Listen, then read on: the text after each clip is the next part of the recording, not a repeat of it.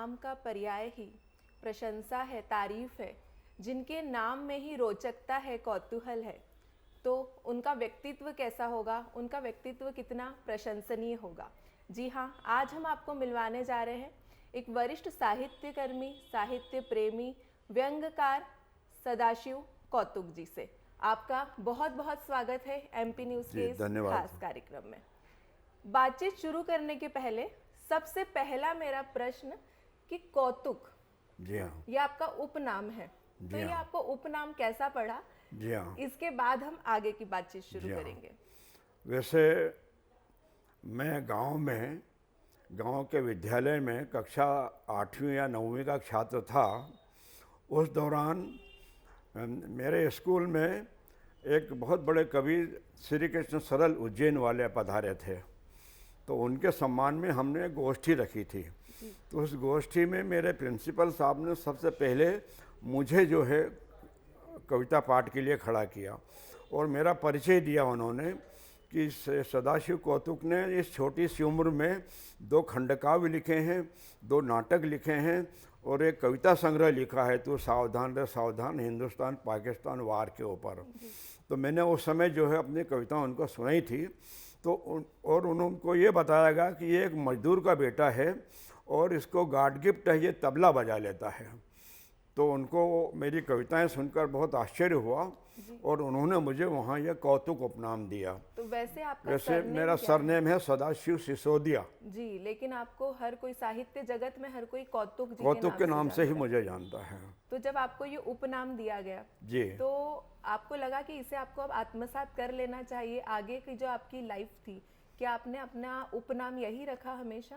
हाँ, हमेशा मैंने अपना उपनाम यही रखा, बल्कि मेरे बेटे भी जो है मेरे इसी उपनाम से जाने जाते हैं। ये बहुत बड़ी एक उपलब्धि है कि इतने बड़े साहित्य प्रेमी द्वारा आपको ये एक उपनाम दिया जी गया हाँ। और यही उपनाम आपका अब साहित्य जगत में हर कोई जानता और है। बस उसी मशाल को मैं आज तक अब हाथ में थामे हुए हूँ। जी, पूरी हम उम्मीद करते हैं कि यही मशाल, इसी तरह ये मशाल जलती रहे और साहित्य जगत में आपका यही नाम बना रहे। जी हाँ, तो धन्यवाद। मैं ये जानना चाहूँगी कि जैसे कि मैं आपसे बात कर रही थी तो मालूम हुआ कि आपका जो जीवन है, बचपन भी आपका बहुत संघर्ष में बीता। जब से आपको समझ आई तब से आपने सिर्फ संघर्ष ही किया है।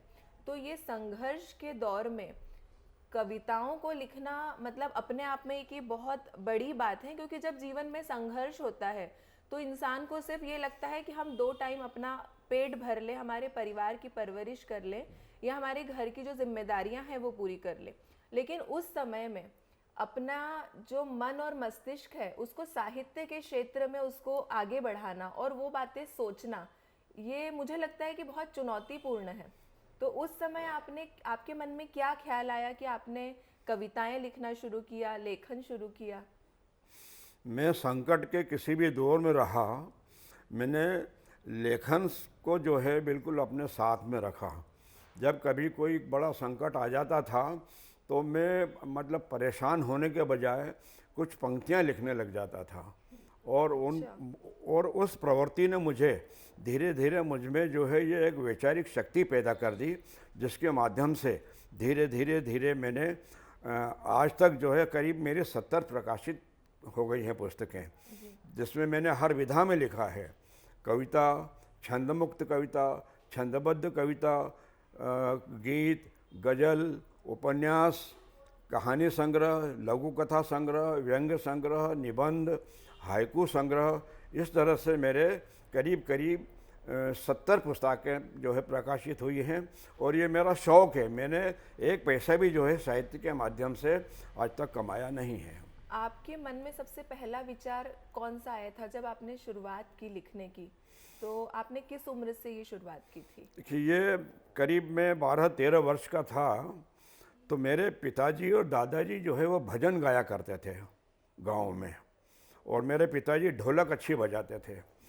तो उन भजनों के तर्ज पर मैं भी जो है भजन लिखने लगा। और उसके बाद में क्या हुआ कि हमारे गांव में एक विधा थी, कलगी तुर्रा, मतलब जिसको शिव और शक्ति का रूप माना जाता था। तो कलगी मतलब शक्ति और तुर्रा मतलब शिव। तो ये दोनों दल होते थे जैसे राम दंगल होता था, वैसे ये दोनों दल होते थे और रात को ये दोनों दल अपना शास्त्रार्थ करते थे। मतलब गाकर जो है, यदि इस व्यक्ति ने महाभारत पर कोई रचना सुनाई है तो ये भी गाकर उसका जवाब महाभारत की रचना से ही देता था। तो उसमें मुझे फिर लिखने का शौक़ लगा, तो मैंने कलगी के माध्यम से जो है काफ़ी ख्याल और गज़लें और गीत जो है लिखे। तो वो आज भी जो है गांव पर वो गाए जाते हैं कलगी तुर्रा के अंदर। तो इसमें आपके परिवार का भी आपको कुछ सहयोग मिला? आपने जब पहली बार कोई चीज़ लिखी, कोई रचना की, तो सबसे पहले आपने किसको दिखाया? सबसे पहले मैंने जो कविता की शुरुआत मेरी जो हुई है वो सही माने में निमाड़ी कविता से हुई है जी। और वो मैंने जो है एक हास्य कविता लिखी थी कि भण्णु हो तो भण नाना वसो मखतु बोल, नहीं तो रुखड़िया की होटल में कब्बसी जाए न खंगोल। तो एक हास्य रचना थी ये, और एक कवि सम्मेलन में इतनी जमी कि पूरा कवि सम्मेलन फ्लॉप हो रहा था, तो मेरी इस कविता ने वापस कवि सम्मेलन का जो है मजमा जमा दिया। और वहाँ से फिर मेरे स्कूल में एक कवि सम्मेलन हुआ जी। तो उस कवि सम्मेलन से मुझे प्रेरणा ये मिली कि मैं हिंदी में भी कविताएं लिखने लगा। जी। और हिंदी में धीरे धीरे मैंने तुकबंदी छंदबद्ध रचनाएं लिखी। और उन छंदबद्ध रचनाओं के बाद में जब मैं इंदौर आया तो मैं इंदौर के साहित्यकारों के संपर्क में आया, जैसे कृष्णकांत दुबे जो आकाशवाणी के नंदा जी के नाम से जाने जाते हैं, कृष्णकांत नीलोसे हैं, चंद्रकांत देवताले हैं, राजेश जोशी हैं, भगवत रावत हैं, और भी कई लोगों के मैंने साहित्य पढ़ा। तो मुझे जो है छंद मुक्त कविता में ज़्यादा आनंद आने लगा, तो मैंने छंद मुक्त में काफ़ी लिखा है। इसमें आपके सबसे प्रिय विषय कौन से रहे हैं? विषय तो मैंने अधिकतर जो है सामाजिक विसंगतियों के ऊपर लिखा है। जी। समाज में जो कुरीतियाँ चल रही थी, जो अशिक्षित लोगों के अंदर जो कुरीतियाँ चल रही थी, उन कुरीतियों के ऊपर लिखा, समाज में शिक्षा पर लिखा, पर्यावरण पर लिखा। मैंने लगभग काफ़ी हर विषय पर लिखा। आपने जो इतने सालों पहले जो समाज की कुरीतियों पर लिखा था, क्या आपको लगता है कि आज कुछ परिवर्तन हुआ है? और अगर आज आप लिखेंगे तो क्या आपके लेखन में आपको कुछ परिवर्तन करना पड़ेगा? देखिए, परिवर्तन तो जो है वो प्रकृति का नियम है जी। और हर काल में हर समय में परिवर्तन हुए हैं और होते रहे हैं। तो समय के साथ जो है हमको जो है समकालीनता में ढलना पड़ता है, हमको जो है समसामयिक लेखन की ओर भी जो है अग्रसर होना पड़ता है। जी। आपने इसे महिलाओं पर लिखा, बच्चों की स्थिति पर लिखा, पर्यावरण पर लिखा। जी हाँ। तो जो 40 साल पहले जो विचार आपके मन में आए थे, हाँ, क्या हाँ। अब उसमें आपको लगता है कि कुछ अब बदला, अगर अब आप लिखेंगे हाँ तो कुछ उसमें बदलाव हुआ है? हाँ, बिल्कुल बदलाव हुआ है, काफ़ी बदलाव हुआ है, क्योंकि ये डिजिटल के आने के बाद से जो है जी। इसमें काफ़ी परिवर्तन आए हैं और नए नए विचार भी लोगों ने अपने प्रस्तुत किए हैं। कुछ लोग अच्छा भी लिख रहे हैं और कुछ लोग हल्का भी लिख रहे हैं। तो अब हर क्षेत्र में हर समय चला है ये। तो डिजिटल की आपने बात करी, तो अभी बहुत सारे नए नए रचनाकार, कविता, जी हाँ, बहुत सारी ऐसी रचनाएं हो रही है जो लोग सीधे माइक पर या वीडियो रिकॉर्ड करके उसको वायरल कर रहे हैं। हाँ हाँ। तो इसमें कहीं आपको ऐसा लगता है कि आप काफी पुराने समय से, काफी पहले से लिखते आ रहे हैं, लेकिन हाँ, हाँ। जिस तरीके से आप लोग लिखते हैं, हाँ। आज की जो युवा पीढ़ी है, जब जो मन में आया वो लिखकर वायरल कर देते हैं। हाँ हाँ। कुछ ऐसे विचार आपके मन तो में देखिए, इस तरह के लेखन में सतहीपन काफ़ी आया है। थोड़ी गंभीरता की कुछ यानी कमी साहित्य लगती है में जो आपको? एक साहित्यिक जो गहराई होना चाहिए, जी। जो डेप्थ होना चाहिए, वो नहीं आ पा रही है। और एक तरह से ये कहा जाए तो कोई दिक्कत नहीं है कि नए लेखकों को छपवाने की जो है बड़ी उनमें होड़ लगी हुई है। और साहित्य के क्षेत्र से आलोचना का जो कालम है जी। वो ख़त्म हो गया है, क्योंकि आलोचना से है जो है रचना परिपक्व होती है। आलोचक जो है उसमें अपने हमारे लेखन की कमियां बताता है। तो आजकल तो ये हो गया है कि जो मैंने लिख दिया वो सही है। बिल्कुल। और जो गोष्ठियाँ होती हैं, उन गोष्ठियों में क्या होता है कि जैसे किसी ने कविता पढ़ दी और वो कैसी भी कविता है, सब ताली बजा देते हैं और तारीफ़ कर देते हैं। तो उसको ये लेखक को कवि को ये लगता है कि मेरी कविता बहुत अच्छी है, मेरी कविता बहुत सराही गई है, जी। जबकि उसमें बहुत कमियां होती हैं। तो ये इस परंपरा ने भी जो है साहित्य की गंभीरता का नुकसान किया है। जी। आपने कभी इस बारे में नहीं सोचा कि आपको भी डिजिटल प्लेटफॉर्म पर आना चाहिए, अपनी कविताओं को प्रसारित करना चाहिए, ताकि वो आज की युवा पीढ़ी तक भी वो पहुंच सके? हाँ, ये आवश्यकता मैं महसूस करता हूँ जी। और इस और भी मैं अपने प्रयास करूँगा। जी, क्योंकि ज़्यादातर जो युवा पीढ़ी है आजकल हर किसी के हाथ में मोबाइल है, मोबाइल और है। मोबाइल पर हर कोई सारी चीज़ें देखना सुनना चाहता है। जी हाँ। तो इस क्षेत्र में भी कुछ प्रयास होने चाहिए। हाँ, प्रयास मैं करूँगा बिल्कुल। आपके जीवन का कौन सा ऐसा क्षण है कि जब आपको लगा कि मैं सिर्फ साहित्य के लिए ही बना हूँ, मैं सिर्फ इसी क्षेत्र के लिए हूँ? साहित्य तो मेरा एक तरह से ओढ़ना बिछाना दोनों है। मैंने साहित्य को पूरे जीवन भर जिया है। मैंने किसी प्रकार के जो है आर्थिक नुकसान की भी परवाह नहीं की है, जी। और मैंने जो है साहित्य के माध्यम से देश के बड़े बड़े साहित्यकारों को इंदौर में साहित्यकारों से रूबरू करवाया है। बड़े बड़े आयोजन और जो मेरी किताबों के लोकार्पण हुए हैं, उनमें मैंने तमाम बड़े बड़े साहित्यकारों को दिल्ली से, आगरा से, लखनऊ से, कानपुर से, तमाम बड़े बड़े शहरों से मैंने उनको बुलाकर जो है यहाँ कार्यक्रम में उनको उनसे शिरकत करने का अवसर दिया है। अब तक आपकी कितनी पुस्तकें प्रकाशित हो चुकी है? अभी तक मेरी 70 पुस्तकें प्रकाशित हो चुकी हैं। और इनमें से वैसे तो सभी रचनाएं आपके दिल के करीब ही होंगी काफी, क्योंकि आपने स्वयं उनको लिखा जी है, हाँ। गढ़ा है। जी हाँ। लेकिन फिर भी उनमें से कोई एक पुस्तक होगी जो आपको लगता होगा कि ये मेरी सबसे प्रिय पुस्तक है।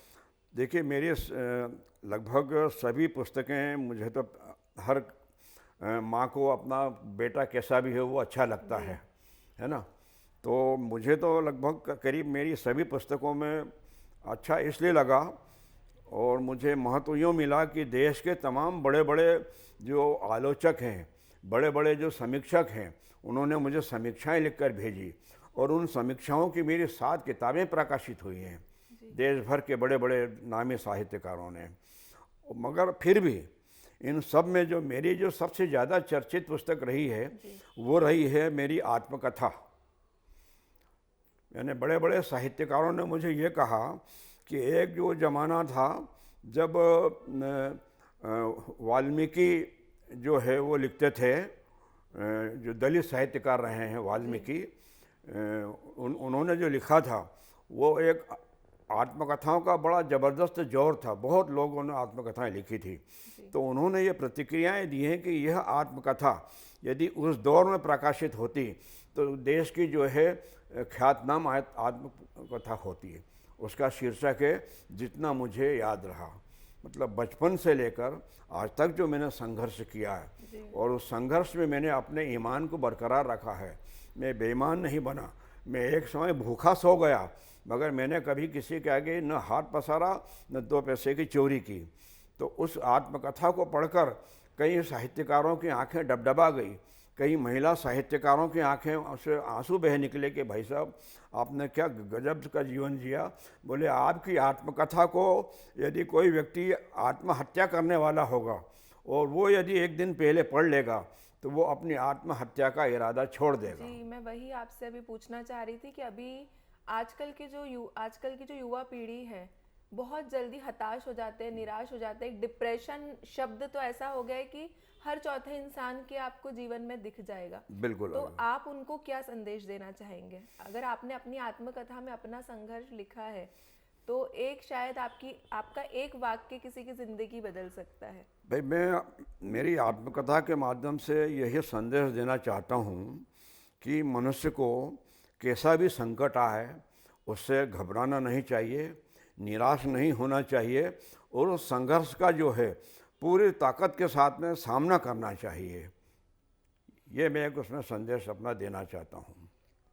मैं आपके बारे में जब पढ़ रही थी तब एक मैंने कोई रचना आपकी देखी, रोटी से पेट तक की दूरी, जी हाँ। पेट से थाली तक की दूरी, जी हाँ। थाली से आटे के डब्बे तक की दूरी या रसोई तक की दूरी, फिर रसोई से चक्की तक की दूरी, चक्की से दुकान तक की दूरी, दुकान से गोडाउन की दूरी। गोडाउन तक की दूरी, गोडाउन से खेत तक की दूरी। तो ये जब से मैंने पढ़ा है मेरे दिमाग में कहीं ना कहीं ये बात बैठ गई है। तो ये रोटी, रोटी का हर किसी की जिंदगी में बहुत महत्व है। बहुत तो महत्व ये है। आपने क्या सोचकर लिखा था? बस वो समय था रोटी के अभाव का, जी समय पर रोटी नहीं मिलती थी और जो है बड़ी मुश्किल से पेट भरा जाता था। जी तो उस दौरान मैंने ये कविता लिखी थी कि पेट से मुंह की दूरी और मुंह से परोसी गई रोटी की दूरी बराबर बराबर है। इसके बाद दूरी बढ़ती है, जी दूरी बढ़ती है रोटी से आटे की दूरी, आटे से अनाज की दूरी, अनाज से चक्की की दूरी, जी चक्की से दुकान की दूरी, दुकान से गोडाउन की दूरी, और दूरी इतनी बढ़ गई कि पेट को रोटी की दूरी उस चांद की दूरी से कम नज़र नहीं आती, उस चांद की दूरी से कम नज़र नहीं आती। इसमें मैंने जो जमाखोरी के खिलाफ ये लिखा है कि मैंने अंत में रोटी को कहाँ भेजा, गोडाउन में। जी गोडाउन तक दूरी बढ़ गई और उसके अंदर जमाखोरी होती है और उसके बाद में महंगाई बढ़ती है और लोगों को भोजन नहीं मिलता है। तो जमाखोरी के खिलाफ वो मैंने कविता अपनी लिखी थी। जी, बहुत खूब। और ये एक सवाल और मेरे मन में आ रहा है कि वैसे तो आप बहुत वरिष्ठ साहित्य रचनाएं लिखते हैं, लेकिन अभी भी क्या आप अपनी कोई रचना लिखकर किसी को दिखाते हैं पहली बार?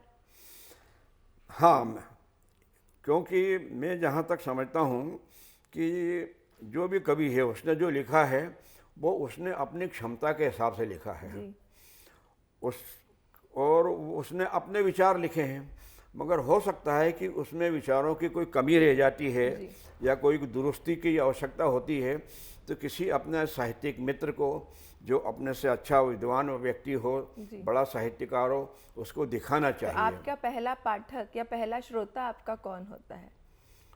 मेरा पहला श्रोता तो जो है मेरी पत्नी होती थी, उसी को मैं अपनी जी। कविता सुनाता था पहले। वही मैं उनसे चर्चा कर रही थी, तब उन्होंने बताया कि मेरी साहित्य में मतलब मेरी कोई भागीदारी नहीं है, लेकिन मैं उनकी पहली श्रोता हूँ।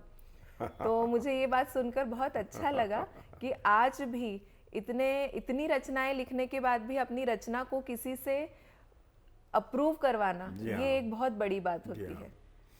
तो हमेशा आपको अप्रिसिएशन ही मिला या कभी आपको कुछ ऐसा कहा गया कि इसमें ये किसी चीज़ की कमी लग रही है, इसको थोड़ा और दुरुस्त किया जा सकता है? नहीं, मुझे हमेशा समर्थन ही मिला है, क्योंकि भाई पत्नी साहित्यकार है नहीं, जी तो जो साधारण विचार जो है वो उनके बहुत अच्छे जल्दी समझ में आते हैं। तो उनको उन्होंने हर बार मुझे जो है प्रसन्नता जाहिर की और कहा कि एक अच्छी कविता लिखी आपने। अब आप आगे आपकी कोई रचनाएं हैं जिसके ऊपर अभी, या कोई पुस्तक आपकी अभी जिस काम चल रहा है? हाँ, मेरा काम चलता रहता है, क्योंकि देखिए कविता लिखने का कोई समय तो होता नहीं है और कविता बोलकर नहीं आती है कि मैं आ रही हूँ। जी कभी भी विचार आ जाते हैं, लिखने के लिए बैठ जाता हूँ, तो जिस तरह का जैसा विचार आ जाता है मैं लिख लेता हूँ और लिखकर अपने पास में पहले रखता हूँ। रखने के बाद में 2 महीने बाद फिर उसको पढ़ता हूँ, जी क्योंकि 2 महीने के बाद में विचारों में फिर परिवर्तन आ जाता है, तो उस कविता में मैं खुद ही बहुत सारा सुधार कर लेता हूँ। कभी ऐसा होता है कि आप सो रहे और अचानक से दिमाग में कोई विचार आया, तो आपने उठकर उसी समय कागज कलम उठाया कि मुझे ये अभी लिखना है? हाँ, होता है ना, कभी ऐसा भी होता है। कभी मुझे बेडरूम से उठकर जो है मेरे वाचनालय में जाना पड़ता है और वो 2 पंक्तियाँ लिखना, 4 पंक्तियाँ जो भी आ गई हैं वो लिख के फिर मैं आकर वापस सो जाता हूँ। आपको कई सारे साहित्य भूषण से आपको सम्मानित किया गया है, कई हाँ। सारे आपको पुरस्कार मिले हैं। जी हाँ। तो आपको क्या लगता है कि ये पुरस्कारों का जीवन में कितना महत्व है? देखिए, पुरस्कार जो है मिलना अच्छी बात है और पुरस्कार से लेखक को, कवि को जो है प्रोत्साहन मिलता है। उसको लगता है कि मेरे काम का मूल्यांकन हो रहा जी है। इसलिए जो है पुरस्कारों की जो है श्रृंखला वो लगातार जारी है।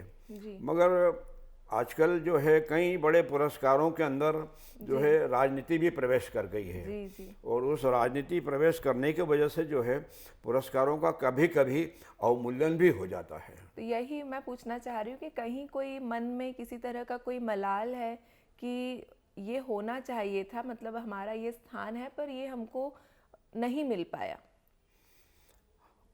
खैर, ये भूख तो हर लेखक को रहती है कि मुझे एक बड़े से बड़ा पुरस्कार मिले, जी। मगर सवाल ये है कि मेरा उद्देश्य जो है वो अपना स्वांतः सिखाए लिखना, जी। स्वांतः सुखाए लिखने के साथ में जो है समाज में अपना संदेश देना। तो मेरे को जो मित्रों से जो समर्थन मिलता है, जी। उनसे जो तारीफ मिलती है, उनसे जो दाद मिलती है, वो मेरा सबसे बड़ा पुरस्कार है। क्योंकि मैं जिस वर्ग के लिए लिख रहा हूँ उस वर्ग तक मेरी बात जाती है और उनसे मुझे सराहना मिलती है, यही मेरा सबसे बड़ा पुरस्कार है। जी बिल्कुल, इसी तरह से आपको अपनों से सराहना मिलती रहे, अपनों के शब्दों से सम्मान मिलता रहे, और यही जीवन का सबसे बड़ा सम्मान है। और जो आपका नाम है कौतुक, जीवन भर आप इसी तरह से सबकी प्रशंसा बटोरते रहें। इसी के साथ एमपी न्यूज़ में इतना ही। अगली बार किसी और शख्सियत से आपकी मुलाकात करवाएंगे। तब तक के लिए धन्यवाद।